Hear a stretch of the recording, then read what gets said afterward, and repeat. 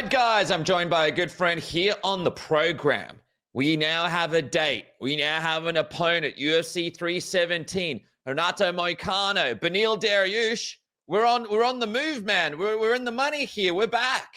Yeah, excited, man. We finally got a date, man. I was expecting like May, and then it turned into June, and now it's the end of June. It was supposed to be, I think, in like 2 weeks originally. Now it's the end of June or 3 weeks. So whatever, man. I'm stoked. I'm stoked to fight. Dude, I'm stoked to have you fight. What do you reckon? UFC 317 on the same card as Ilia Topuria and Charles Oliveira? Probably not a bad card to be on, right? To make the big return, to remind everybody what you bring to the table in the division. Yeah, exactly. It's just a good day to fight. It's honestly, any day to fight for me is a good day to fight. I enjoy fighting, and it's been a while, and I'm looking forward to fighting just to kind of see where I'm at. So, give me your take on this then.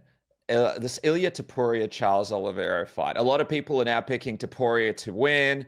No one's really bringing Charles into the equation. Are you of the same thought? Do you think Topuria's likely or dominantly going to get it done? Or do you think people are kind of counting out Charles Oliveira a little bit here?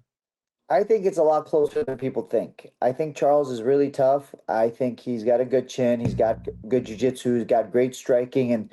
And what's going to be difficult for Ilia is Charles's striking is, I think, really dangerous against boxers, against good boxers. The way he throws his knees, the way he, clinches, and those are things you can do to slow down Ilia. Because, for example, a good boxer will dip low to fake or feint to go get in on the inside, and that's times where Charles will just raise his knee and mess with your timing, or throw a kick, things like that. So I think the fight's a lot closer. I understand why people are favoring Ilia, and I think if you had to ask me, I probably would favor him as well. But I don't think it's gonna be like, oh, he's gonna walk through through Charles like everybody thinks. It's interesting as well, right? Because Topuria's ground game, like we keep hearing how good it is. We've seen glimpses of it. But It's good. Charles is pretty dangerous there on the ground too, right? And we can never discount in scrambling positions, especially when it comes to taking people's backs, capitalizing in those scrambles or in the transitional areas. Charles could be dangerous if it does hit the ground in this one, right? Yeah, of course, Charles is always dangerous. Here's what I would say. I know Ilia's jiu-jitsu is very good because when he fought Ryan Hall, I believe, right? He fought him and he did really well. Even if, the fight was on the ground or he was throwing ground and pound, he did fine. The fact that he was able to stuff, man, why am I forgetting his name right now? He got taken down by him and then stuffed his takedowns. Wow, I can't believe it. Man, Bryce Mitchell? Bryce Mitchell, there you go. Thank you. He was able to stop Bryce's takedowns and eventually turn it around. And then when he was on top, he was able to just get into positions really quickly. Bryce has good jiu-jitsu. Like, I don't care, what people say. The guy can grapple. Like, you cannot be a fan of his, but you can't say he's not a good grappler. So he's a good grappler. I feel like he's fought other good grapplers down, and he just shuts them down. So I think Ilia's grappling is very, very good. And if anything, it could be considered underrated. Oh, interesting, man. Well, let me ask you this. Obviously, Islam's moving up. He's vacated the belt. He's going to welterweight. Do you think that out of everyone who should have kept their belts, maybe Islam had a good case to maybe keep the belt, and this could have been an interim thing? Do you think he needed to vacate the belt when he moved up? I think the thing is, I think a guy like Volkanovski, when he was on his run, is the guy to do it because he was fighting like every 3-4 months. He could keep both belts and keep fighting in both divisions. I think if Islam goes to 170, it's going to be really hard for him to come back down to 155. I think it's going to be a lot tougher to cut that weight. You know what I mean? Mm-hmm. So I don't. You could say, yeah, for sure, with the work he's put in, with his legacy, he deserves it. But it just, I think it's, in honesty, I don't think he would be able to come back down to 55. Once he fights at 170, I think his body's going to just be a little bit bigger. And, just, I think he struggles to get to 55. And putting on a couple, it doesn't have to be a lot of weight, maybe like 3, 4 more pounds of muscle would make it difficult to get down to 155. Break this JDM fight down for me, man. Like, fascinating fight, especially when we saw, obviously he's not the same as Beneil, but we saw what JDM was able to do to Beneil, which isn't a bad sign going into the Islam fight. Who do you think's going to win in this fight? It's still a pretty tough one to pick, in my opinion. Yeah, I mean, people say Bilal's grappling isn't, like the same as Makhachev's, but I'm not sure how true that is. I know they're stylistically different. Makhachev has a lot of more judo involved in his game with the sambo background and things like that. But Beneil has great wrestling. I can't think of somebody he's fought and he didn't take down. Maybe who am I thinking of that he hasn't taken down? I feel like he's taken down just about everybody he's fought. I really can't think of anybody he hasn't taken down. Is there anybody at 170 he hasn't been able to take down? Because in my head, he has. Yeah, maybe. Who did he finish in Abu Dhabi? Now I'm forgetting names, bro. Is that Sean Brady? Sean Brady. Maybe he didn't take down Sean Brady because the game plan was striking, which makes sense. But that's the only fight I can think of he didn't get the takedown. It's an interesting one with Beneil because he's not really the kind of guy that does lots of shots, but he's the guy that will dominate you, get you up against the fence, get you in the clinch, and sort of work you down. He wasn't able to do that with JDM.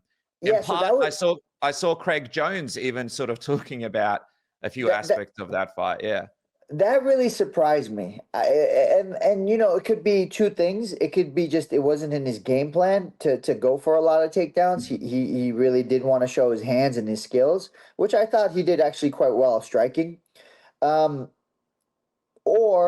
it could be what JDM was doing. The feints, the level changes constantly. Every time he would throw a jab, he would throw a jab cross. He would lower his head, which makes it difficult for you to shoot. So after all his strikes, he was ready for the takedown.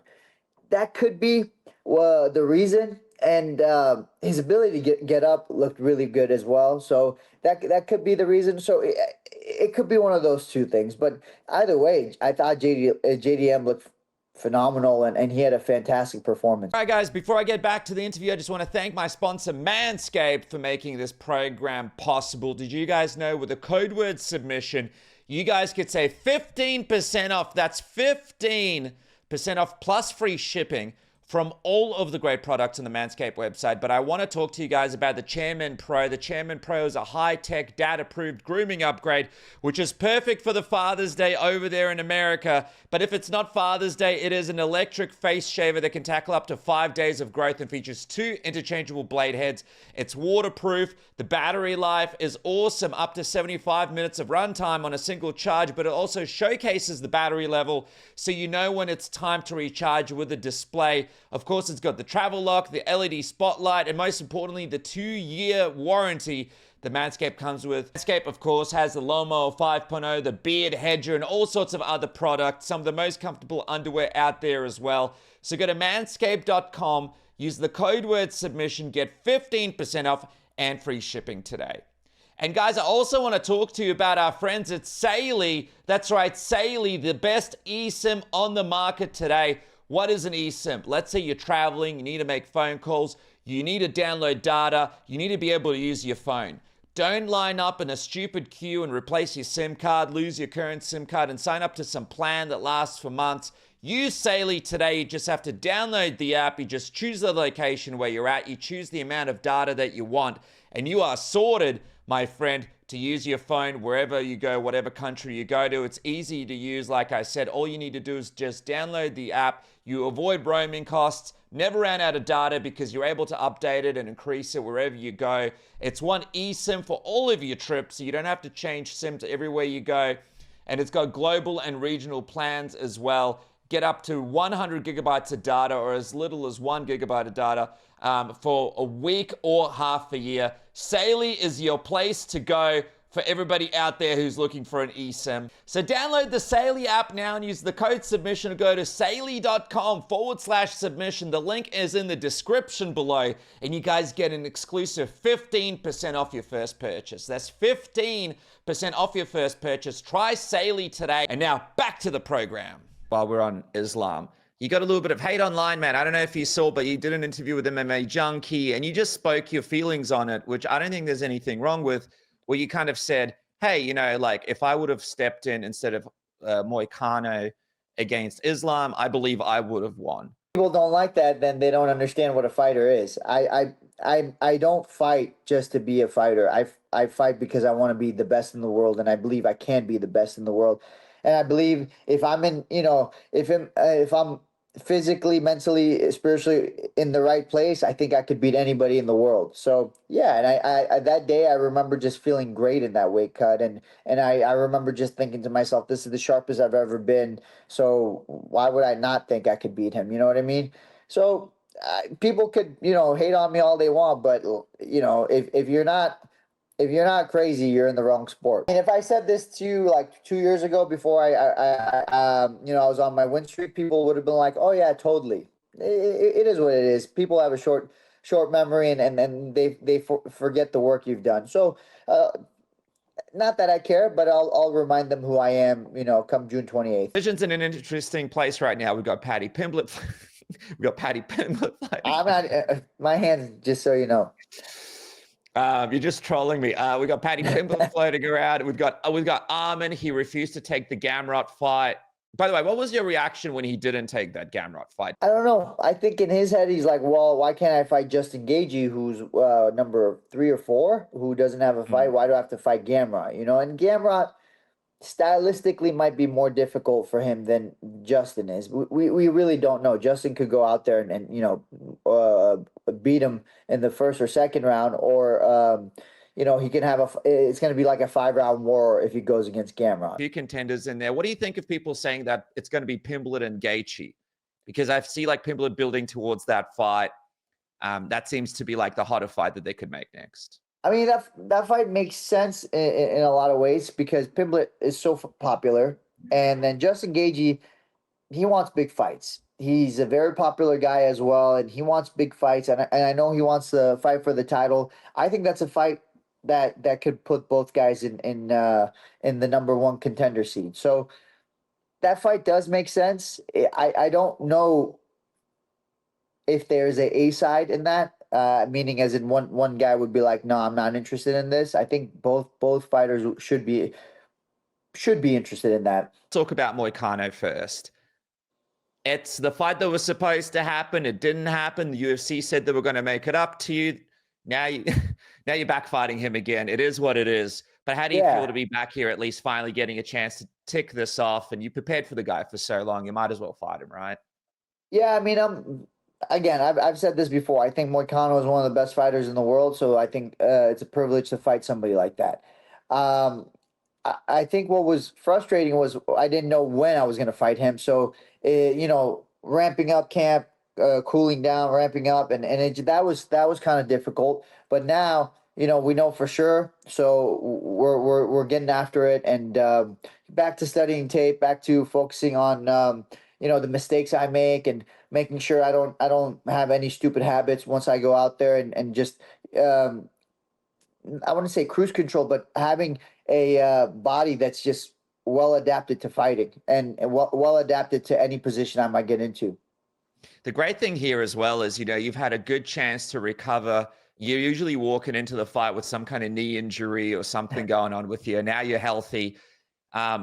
What is the key do you think here to beating Moicano? What is the thing that makes him so dangerous where he's been able to go through guys like BSD injured, for example?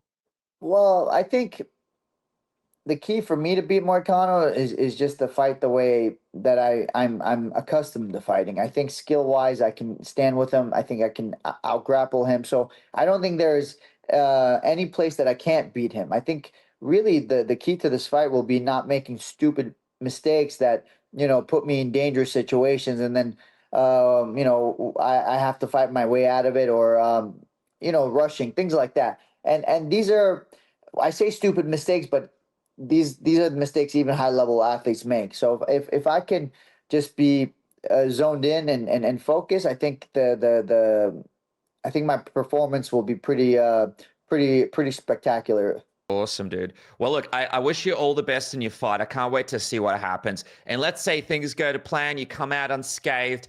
How quick do you want to get back in there? Is it just a situation of who's available, or are you like, dude, I've been away for so long now. Just give me people so I can keep active in this pivotal point in my career. If I come out unscathed, I would definitely ask for a top 5 guy right away. Like, obviously, I think Moicano is a great fighter, so I don't think I'm going to come out like 0 injuries. I don't think I'm going to go out there and finish the guy in like a second and take no damage. That would be ideal. But if I do end up getting out of there quickly, I'd like to just get back in this year, man. I'd like to fight again this year. That'd be so nice. You know, it's been so long since I fought. Now I finally have a date, and then I don't want to take forever again to fight. And I was supposed to fight in January. This year could have been 3 fights this year. So you know what I mean. And now I'm still at 0. So hopefully I'll get this one and then another one. Then that way I have 2 this year, which is a good number to have. 3 to 4 is a better number, but when you get older, it's a little bit trickier with the weight cuts. Great fight, you and Moicano. So congratulations on that. I can't wait to see the big Thank you, return. brother. Beneil Dariush. Thank you so much, my friend.